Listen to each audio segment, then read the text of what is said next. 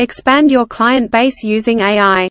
Zuri.k matches service providers by showcasing their services to potential clients online. It's free. Welcome to the Bold Analysis. Someone asked me a question today. What do you think Martha Karua is up to? Or better still, where is Martha Wangari Karua? Raila Odinga's running mate in the last just concluded general election, and I think it's not been concluded, on the August 9th general election, had made a hint that after going through the full statement by the Supreme Court team, she was going to challenge and just sought more answers in the East African Court of Justice, not to challenge President William Ruto's win, but just to find out one question on the electronic system, the electoral system that was used, whether everything was fine.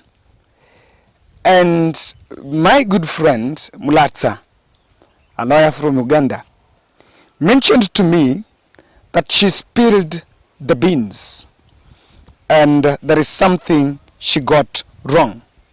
She was not supposed to make that statement at this time. And I want to tell you why. Before we look at that, I want to continue reminding us about the plan to expand by buying another camera to help me in boosting the exclusive interviews. I started the exclusive interviews and it's a good front.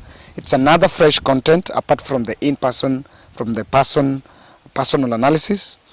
And I need only one camera, an extra camera, to help me cover the other shots, so that the one I have will only cover established shots for people who understand a bit of that production. And I am just running a fundraiser for 10 days to raise 80,000 shillings. From the first time, I started yesterday, that was on 9th, and I've gathered 17,000. And I want to believe that we can pull this. So we are only asking as little as 50 shillings. Nature as little as 50 shillings. And I know this, we pulled 1 point something million. I know this is 80. In the 10 days, it will be achieved. Kindly, my number is there, 0710 62 78 89. Kevin Oduor. And thank you for those who are supporting us in a little way. We are growing as a family. Now, let me say this. When Martha Karua mentioned that, she actually gave a nod to the judges. And if you have had time to watch and to read the 133 pages verdict by Supreme Court bench, by Supreme Court judges, you will actually realize that they did not establish more gaps. And actually, they knew that Kenyans on either William Ruto's side, of course, they're celebrating, Raila Odinga team, Azimio team, feel they've been robbed. There will be little interest in that verdict. In fact, many, but they give us, just give me a challenge. Did you read it? Did you even take time to read that verdict? Quite a few of us. For me, I tried, I reached up to page 60, honestly, sikumaliza. Now, what happened, my good Lam Lotsa was saying, that the judges, the moment Martha Karua and the Azimio team dropped a hint that they will pursue a specific thing, especially on that ICT aspect, that they will challenge that in the court, it gave the judges a nod. And they made sure that in that full verdict, one aspect that remained shallowly covered, that was the part of the electoral system, the digital system, the digital infrastructure that was used. Someone, and I don't know whether you take this, you will realize that what even stopped Martha Karua from making that move is because the William Ruto, the judges, they had already realized that Azimio will use their document either to put up, to start, or rather to kickstart electoral justice, the call for electoral justice in this country by just pointing gaps in that verdict. And so the judges became just a little bit sharp and realized that, okay, we are going to make it shallow, because again, no one was going to criticize them on the kind of the verdict they've given, because to the public, the real thing was, is William Ruto victory upheld or not? The rest of it looked like just details. So Martha Karua seems, and it is emerging, that she made the U-turn on challenging their snatched win in the East African Court of Justice. This is not something new, because she challenged the Anne Waiguru's victory, and even after really struggling in the Kenyan courts, she went there and she was actually awarded. So Martha Karua then decided that why not? And I want to support her, number one, by saying that how do you think Azimio la Umoja team have leveled and have brought up one angle, that to some extent the judges were infiltrated. The Supreme Court was infiltrated. That is what Azimio have stood. That has been their ground, that the justice was not served in Supreme Court. And I've seen them taking a stand. So with that in mind, and William Ruto is a sitting president with all the instruments of power, how do you think that a case in the East African Court of Justice will find their way? Because it's easy, without even making an official, a formal influence, even the propaganda from within might come out clearly by them saying that, look here, Tanzania is trying to meddle with our issues. Remember, not many people have the privilege of understanding the fact that it is an East African Court of Justice. It's not only in East Africa.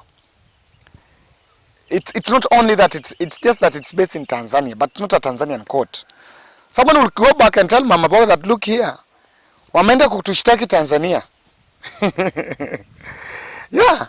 And remember, they had already, William Ruto team had already leveled it as that we showed democracy. In fact, according to them, the win was a show of democracy. So by going to Tanzania to challenge it to the East African Court of Justice, it will be that we like tumeshindwa na democracy is high, and number two, Tanzania is meddling with our affairs. Now, after that, Raila Odinga made a statement, and he said categorically that the Western forces meddled, interfered with our election because of monopoly of international commercial interests. He said during Oduor's book launch. And now that has created a conversation that what we were dealing with was beyond here. And I know someone has questioned, why is Raila saying that and he had all the state machineries? He is actually saying that he's actually trying to explain something. That what happened in this country was not about Wafula Chebukati and about Supreme Court, but an influence of the foreign forces. Now, with the cost for the foreign forces, it has developed to be the call for election justice by them saying that we're not going to surrender.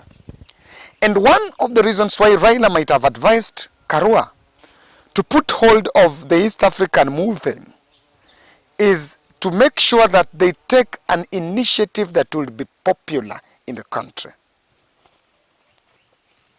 You need a people-centered initiative. I think that's it. That Raila team and the Azimio team decided that instead of going to the court of Arusha, which it be formal and illicit push, not illicit, formal and the straight, the paper push for electoral justice, which will still go there, and you conclude that, it's also infiltrated at that level from the big boys on the Kenyan side, and they give it a nod. Now, if they give it a nod until you pay a nod, huko, because there is no guarantee that even if you go to that court, you are going to get the justice, because to Azimio's side, justice is acknowledging that something did not go right in the just concluded general election. So what Raila team might have decided, that they are going to push a popular initiative, a people-centered initiative back in the country, so that the people will own it. When you say that we want, remember Wafula Chebukati and a host of, I think, Boya Mulu and other commissioners, they're going to leave the IBC at the end, that is in January.